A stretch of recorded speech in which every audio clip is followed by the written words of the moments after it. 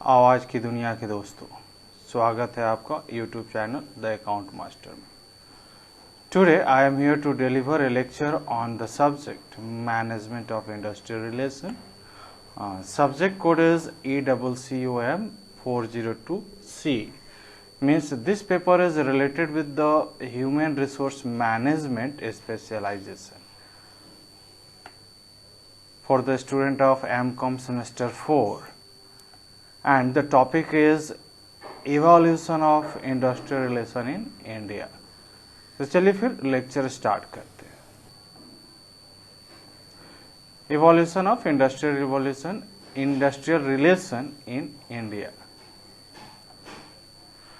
Industrial relation को हम लोग IR बोलते हैं शॉर्ट में। तो IR is a dynamic in nature. Dynamic means it change with the change in time. समय के अनुसार जो इंडस्ट्रियल रिलेशन के प्रैक्टिसेस हैं वो चेंज होते जाते हैं।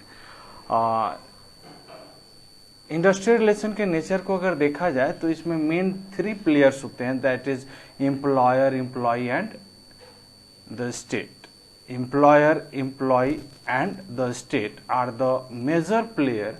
और एम्प्लॉयर का एक यूनियन होता है नोन एज ट्रेड यूनियन।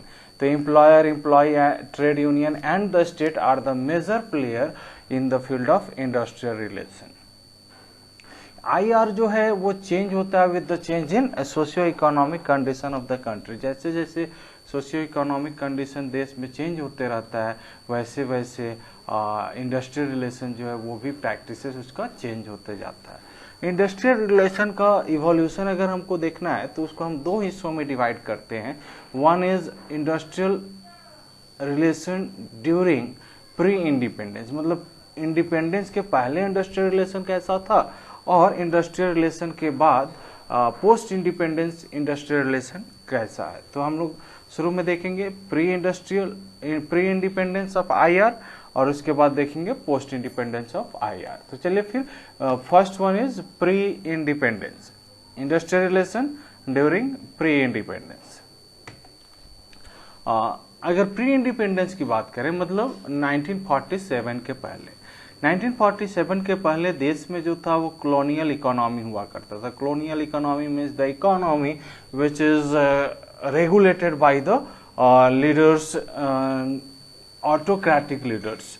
तो यहाँ पे हम लोग देखेंगे कि जो पॉलिसीज मेकिंग जो थे या जो ऑर्गेनाइजेशंस मीन्स इकोनॉमी चलाते थे वहाँ पे कॉलोनियल गवर्नमेंट हुआ करता था। तो colonial government, ideology, composition of political leaders, dynamic of political struggles for independence, all are related, all jointly shape the industrial relation in India pre-independence। तो इसको हम लोग बोलते हैं colonial model of industrial relation, IR का colonial model. इसमें क्या था कि जो यूनियन मूवमेंट होता था वो हमेशा इंडिपेंडेंट के लिए किया जाता था कि भारत अंग्रेजों भारत छोड़ो, इस तरह के बहुत सारे नारेबाजी किए जाते थे, स्लोगन्स आते थे, भारत अंग्रेजों छोड़ो, तुम मुझे खून दो मैं तुम्हें आज़ादी दूंगा। All that is related pre independence. यहाँ पे कॉलोनियल डायनामिक जो था वो यूनियन मूवमेंट जो एग्रेसिव होते थे और उनका क्या होता था, एलियन कैपिटल का हम इस्तेमाल करते थे, नेटिव कैपिटल और experience of outside political leadership, ये सारा जो था वो इंडस्ट्रियल रिलेशन इंस्टीट्यूशन को बिल्डअप करने में हेल्प करते थे। अदर फैक्टर्स को अगर हम लोग देखें तो गांधीयन आइडियोलॉजी जो था, महात्मा गांधी का जो आइडियोलॉजी था, उसके बाद लेफ्ट मतलब वामपंथी लोग जो आए बाद में, और उसके बाद जो character of Congress INC Indian national Congress जो थे वो लोग जब बाद में आए तो इनके कारण जो था इंडस्ट्रियल कॉन्फ्लिक्ट बढ़ा और जो इंडस्ट्रियल रिलेशन इस्टेब्लिश करने की बात था वो थोड़ा स्लो हो गया। Till the second world war तक कॉलोनियल गवर्नमेंट जो था इंडस्ट्रियल रिलेशन के फेवर में था। Because of this heavy pressure 2 act बनाए गए, trade union act and trade dispute act.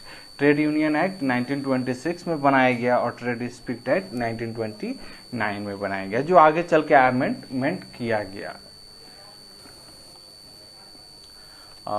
Pre independence में ही देखा जाए तो जो इकोनॉमिक इमरजेंसी जो इस्टेब्लिश हुआ था सेकेंड वर्ल्ड वार के समय में, तो कॉलोनियल गवर्नमेंट जो था वो इंडस्ट्रियल रिलेशन के ऊपर में ज़्यादा ध्यान दिया। Because according to industrial relation, अगर industrial relation is related with workers means employer employees, उसके बाद ट्रेड यूनियन और उसके बाद स्टेट, ये चारों लोग मिलके इंडस्ट्रियल रिलेशन के मेजर प्लेयर्स होते थे। तो इन चारों का कंबाइंड रूप से अगर वो इस्तेमाल करते तो इकोनॉमिक इमरजेंसी जो था वो कम्प्लीटली स्लो डाउन हो सकता था, काम हो सकता था। तो in the state intervention began in the form of introduction of several war times measures, the defence India rule act बनाया गया, नेशनल सर्विस ऑर्डिनेंस और the essential service ordinance pass किया गया।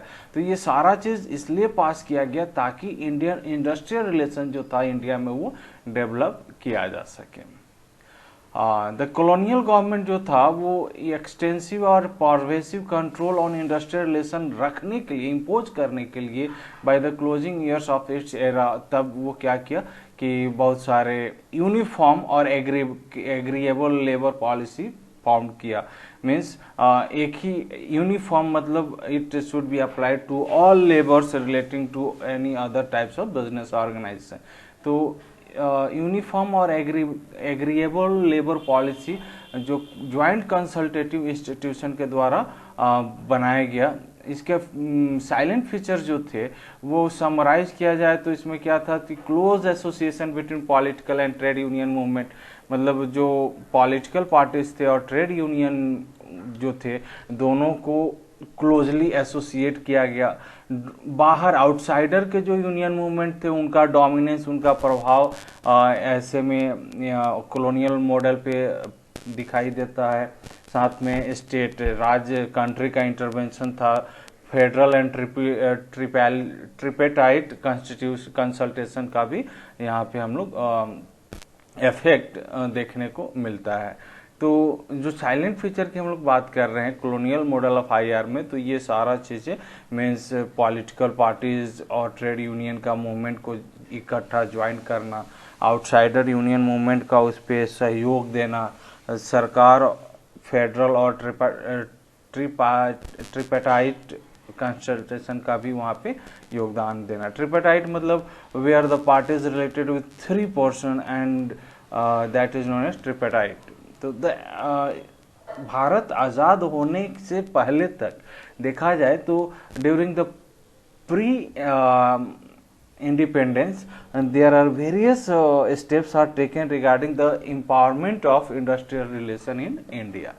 आफ्टर देश आज़ाद होने के समय तक कुछ प्रोमिनेंट प्रोमिनेंट एक्ट पास किए गए, जैसे Indian trade union act 1947, industrial employment act 1946, Bombay industrial relation act 1946, industrial dispute act 1947।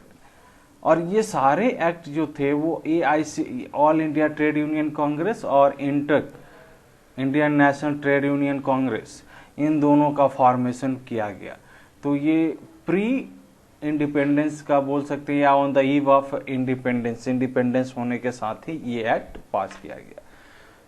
तो चलिए फिर हम लोग सेकेंड पार्ट को देखते हैं, आईआर ड्यूरिंग पोस्ट इंडिपेंडेंस। तो पोस्ट इंडिपेंडेंस में देखा जाए तो पोस्ट इंडिपेंडेंस मतलब आफ्टर 1947। 1947 से पहले हम लोगों ने देखा कि बहुत सारे एक्ट पास किए गए थे for the empowerment of industrial relation. Means industrial relation मतलब वर्कर्स और मैनेजमेंट, ऑनर और वर्कर्स के बीच में अगर अच्छे से तालमेल रखा जाएगा तो प्रोडक्टिविटी और इकोनॉमिक ग्रोथ अच्छे से हो सकता है।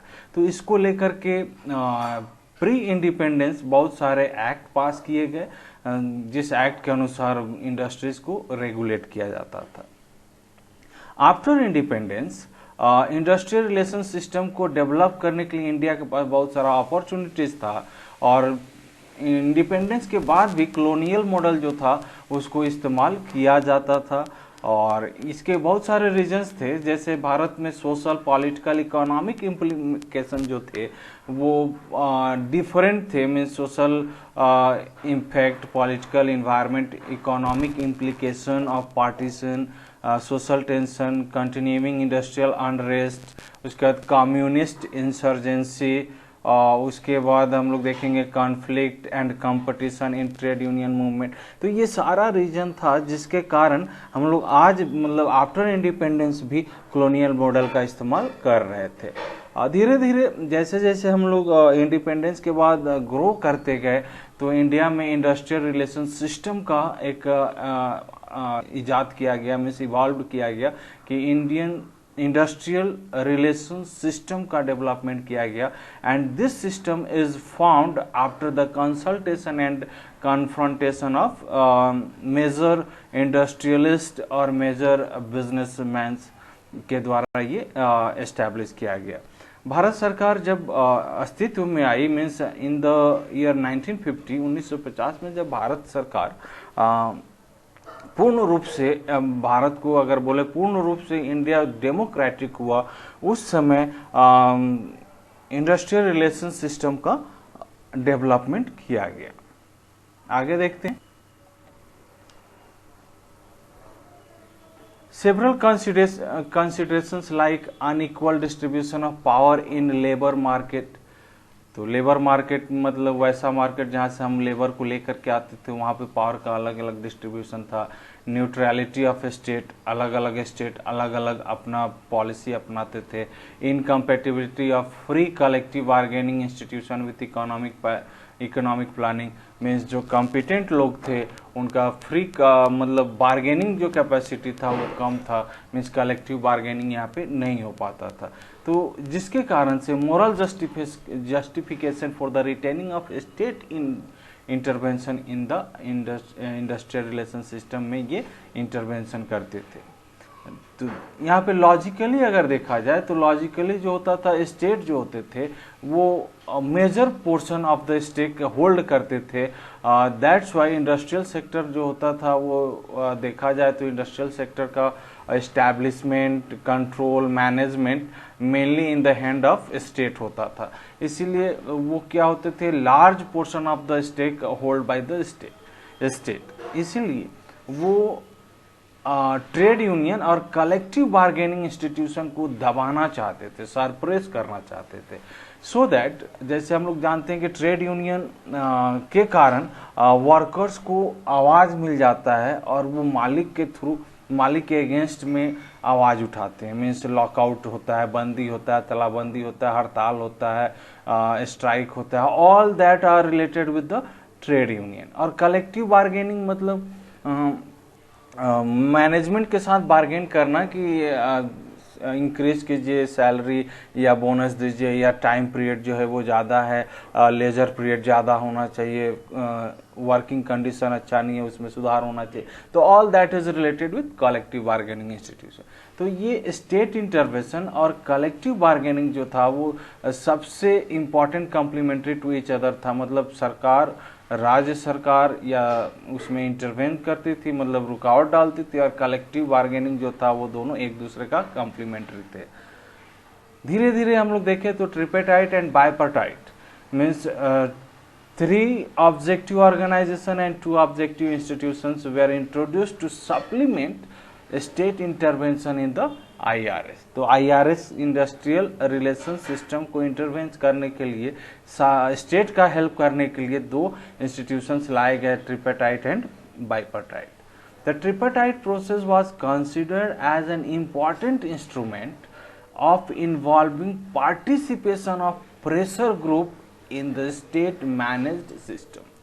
तो ट्रिपेटाइट जो प्रोसेस था उसमें क्या करते थे कि जो सरकार के द्वारा सिस्टम मैनेज किया जाता था वहाँ पे वो पार्टिसिपेट करते थे by giving pressure on the state manage system. Non formal were evolved to do what the formal system did not legislate for one reason और अदर। मीन्स जहाँ पे फॉर्मल सिस्टम काम नहीं कर पाते थे वहाँ इनफॉर्मल सिस्टम का इस्तेमाल किया जाता था ताकि IRS इंडस्ट्रियल रिलेशन सिस्टम जो था वो ग्रो कर सके। The political and economic forces in the mid of 1960 aggravate industrial conflict and render non formal system ineffective. 1960 में देखा जाए तो इंडस्ट्रियल कॉन्फ्लिक्ट बढ़ गए थे जिसके कारण से नॉन फॉर्मल सिस्टम को हम लोग इनइफेक्टिव बता दिए कि इनइफेक्टिव है और इसको हम लोग को बंद कर देना चाहिए। In the process of this national commission on labour NCL को अपॉइंट किया गया 1966 में और इसका मेन ऑब्जेक्टिव था to now the focus of restructuring shifted from political to intellectual. मतलब रीस्ट्रक्चरिंग पॉलिटिकल को करने के बजाय हम लोग इंटेलेक्चुअल को कर रहे हैं, मतलब लेबर के बिहाफ में हम लोग सोचना चालू कर दिए थे in the year 1966। However at the another opportunity was lost when there was an impasse on the NCL recommendation in 1972। तो 1972 में जो NCL था नेशनल कमीशन ऑन लेबर उसको क्या किया गया, इम्पैस कर दिया गया। और उस समय 1978 में जनता गवर्नमेंट हुआ करती थी। जनता गवर्नमेंट याद करेंगे आप, जनता government is the government which passes various laws which are necessary for the development of economy in India। तो 1978 में half-hearted attempt to reform industrial relation को रिफॉर्म करने के लिए मजबूत करने के लिए जनता गवर्नमेंट ने 1978 में इंडस्ट्रियल रिवॉल्यूशन के ऊपर में ज़्यादा ध्यान दिया। Unfortunately the attempt met with strong opposition from all union.